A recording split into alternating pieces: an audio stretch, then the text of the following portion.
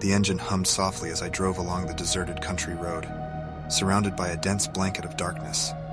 The night was moonless, leaving only the faint glow of my headlights to pierce the black abyss. The rhythmic patter of rain against the windshield added an eerie ambiance to the already unsettling atmosphere.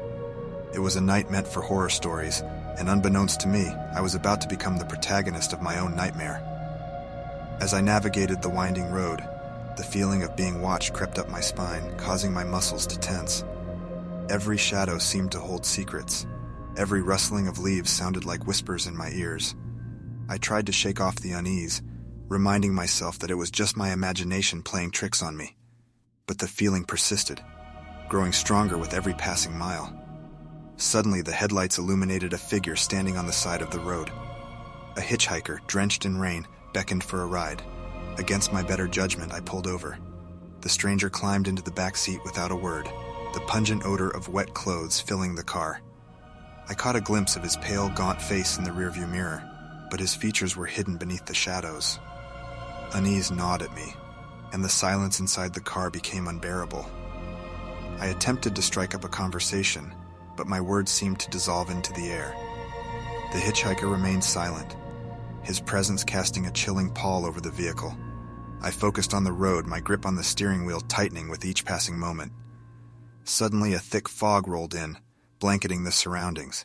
Visibility dwindled to almost nothing, forcing me to slow down.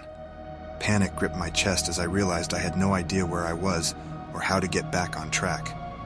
The road seemed to stretch on forever, winding and turning in impossible ways.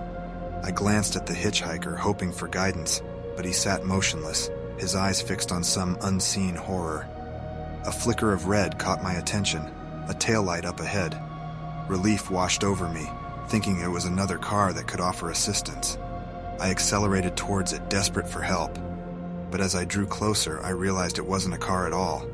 It was a derelict, abandoned in the middle of the road.